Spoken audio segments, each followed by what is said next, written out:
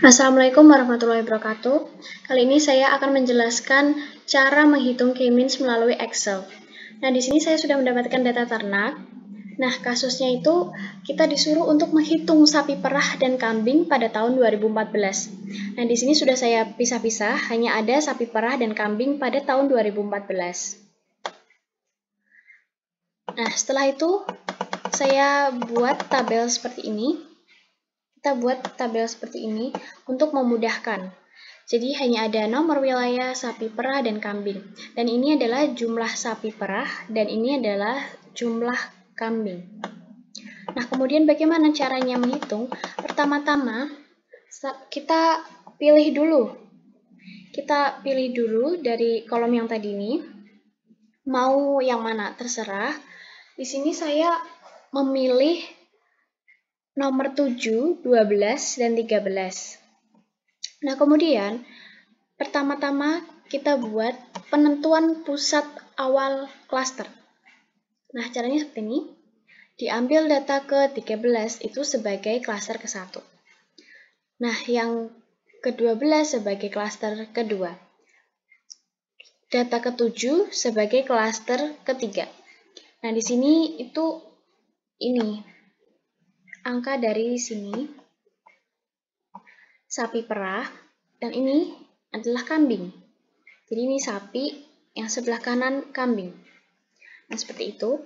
Nah, setelah membuat itu, kedua kita perhitungan jarak pusat klaster.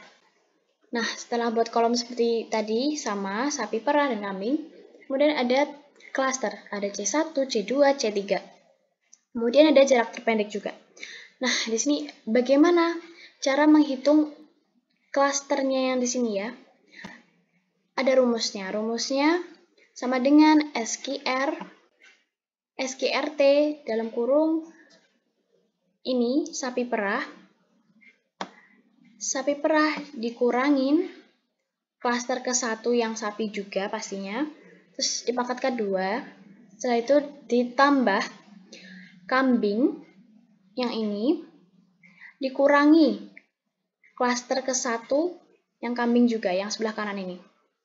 Setelah itu sama, dipangkatkan 2. Nah, hasilnya seperti ini. Nah, bagaimana C2? Sama saja, tapi dia berbeda. Bedanya di mana? Dia tentu saja ikut dengan klaster kedua. Kalau yang tadi ini kan klaster 1, C1, berarti dia ikut klaster 1 yang ini. C3 juga sama, dia ikut ke klaster ketiga. Nah, jangan lupa untuk memberikan tanda dolar ini, tanda S ini, untuk apa? Untuk memakamkan, agar tidak berbeda atau tidak berpencar gitu ya. Agar kan ini untuk menghitung biar supaya gampang, itu kan ada tanda plus gini, biasanya di bawah ini, di kebawahin kayak gitu. Jadi kita tidak usah lama-lama, jadi tidak usah satu-satu gitu. Nah, di sini ada jarak terpendek. Nah, daripada kita melihat ke kolom ini satu-satu, ribet. Nah, di sini ada rumusnya sendiri juga. Gimana cara cari jarak terpendek dengan cepat? Yaitu ini rumusnya. Sama dengan min, kemudian C1, C2, dan C3. Kemudian di enter. Sudah seperti itu. Dan ini hasilnya. Nah, setelah membuat ini, jarak pusat klaster, kita membuat pengelompokan data. Ini pengelompokan data yang terdiri dari tabel nomor C1, C2, dan C3. Nah, kok bisa seperti ini nih? Bagaimana ya caranya?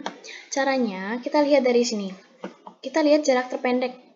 Jarak terpendeknya itu 2441. Nah, yang ada 2441 di klaster berapa? Ternyata di C1. Nah, berarti pengelompokan data C1 nomor 1 ada. Dia ya yang paling pendek. Nah, sama, yang lain juga seperti itu. Kita lihat dari sini.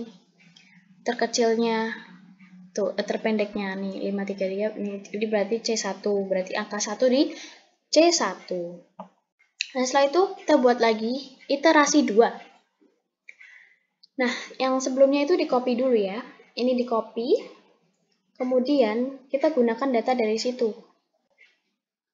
Nah, kita buat seperti ini lagi. Cluster ini. Ini dapat dari mana? Ini ya, C1-nya beda lagi. Ini ada rumusnya lagi. Nah, kita lihat dari data ini. C1. C1 ada berapa ini? 5, 6, 7, 8, 9, 10, 12. 12 ya. 12 data di sini. Kemudian di sini kita tuliskan saja sapi perahnya. Sapi perahnya ada 12, di nomor berapa aja? Tuliskan, kemudian jumlah. Setelah dijumlah, kita bagi dengan berapa tadi jumlahnya itu tadi.